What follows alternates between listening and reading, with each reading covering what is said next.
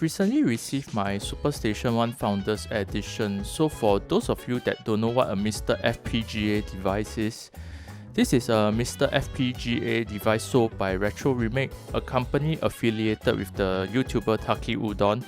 So I used to watch tons of his videos on tech reviews, but recently I think he's more involved with the development of all these Mr. devices.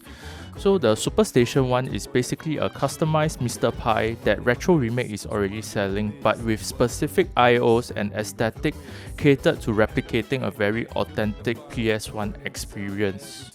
The one I got was the early bird edition with founders marking printed on the board, but apart from that, there's really not much difference from the subsequent ones. As you can see, they are currently on batch 4, so there's still quite a demand for it, as the early bird folks are still getting their devices as of now. For those of you not familiar with FPGA emulation, it basically replicates the original hardware logic at the chip level for low latency and cycle accurate performance. Another popular example is the Analog Pocket, which everyone says is the ultimate Game Boy. As compared to software that are more accessible and available to all of us, which uses CPU power to interpret and replicate instructions of the original hardware, the replication at the software level is more prone to latency lags and graphical inaccuracies. Looking at the IOs, you have 3 USB slots, 1 in the front and 2 at the back, a microSD slot for your OS related files, dual PS1 style snack ports for original controllers and memory cards. And on the side, you have a composite port with left and right, gun con port for your PS1 core, and also your separate video port. On the other side, there are additional IOs, and on the bottom, there's also the dock connector for your super dock. And on the back, there are your mandatory HDMI and VGA and other stuff. So for more in-depth, I'll suggest checking out Taki's video. For starters, I'm doing something sacrilegious, using a GameCube controller for wired input on a PS1 emulator, just for the fun of it. And here we have a very bare bones but stylish user interface for getting around the console.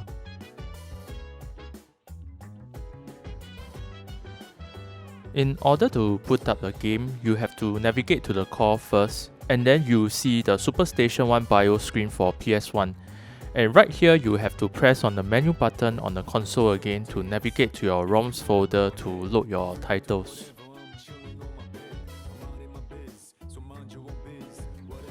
If you're seeing some horizontal scan lines here, that's because I've already applied CRT shaders onto the game via the menu. I'm a sucker for vintage CRT aesthetics, so it's a must for me.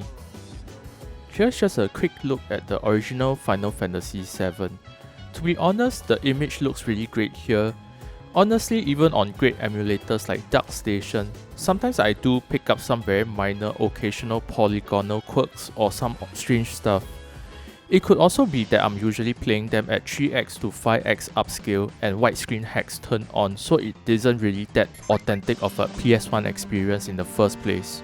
Looking at this right now, I definitely feel that I've been transported back to the past when I played games on my friends' PS1 consoles. Another must try for me are definitely 2D platformers, especially Mega Man and Mega Man X stuff. Just to mention again, I'm using a janky HDMI capture card for the first part of the video, so we are getting some horizontal screen tearing here, but otherwise the image quality looks pretty great too.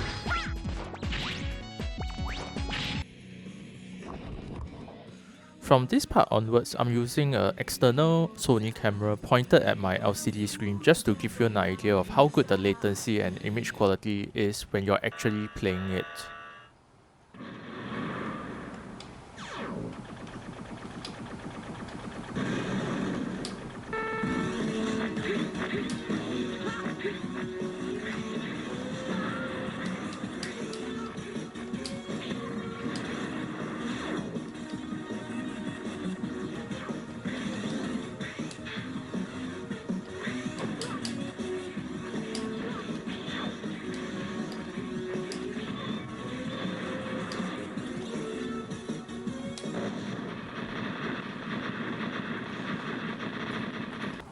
You might be surprised to learn this, but PS1 is not the highest end system that the Superstation One can play. We have Saturn emulation right here on this device, which simply blows me away.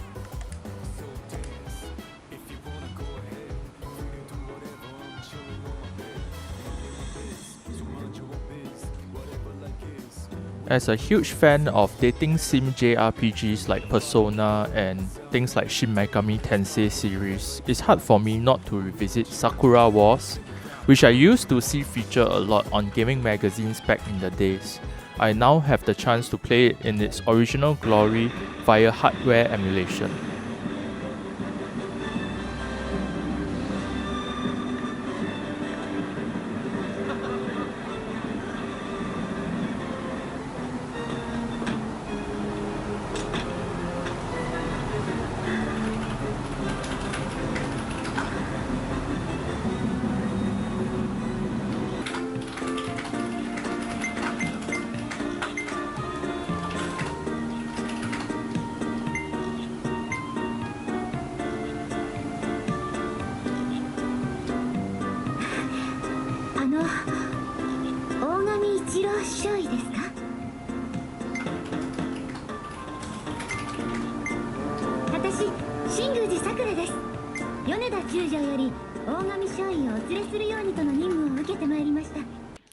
Another cool system to play here would be the Nintendo 64. I've never played much FPS back in the day, so the control schemes for 007 GoldenEye is really not that intuitive for me.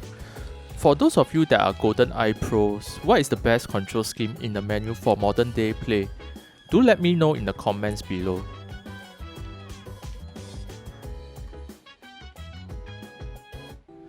And the last game that I wanted to quickly touch on today on the Superstation One would be this really awesome open world homebrew that surfaced in the last couple of months called Junk Runner 64.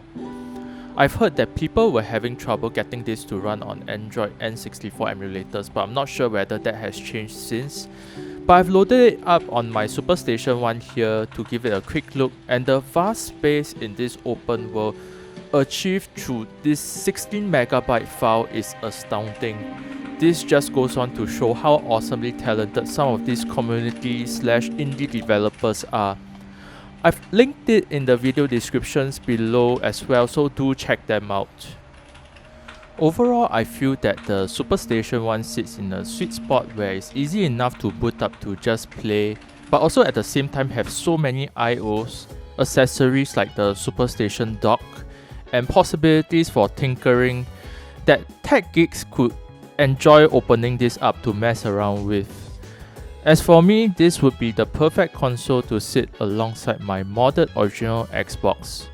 Do let us know your thoughts on the Superstation One and what have you been playing on it. Do smash that like and subscribe in order to follow us for some new retro gaming and tech content. Thank you and happy gaming.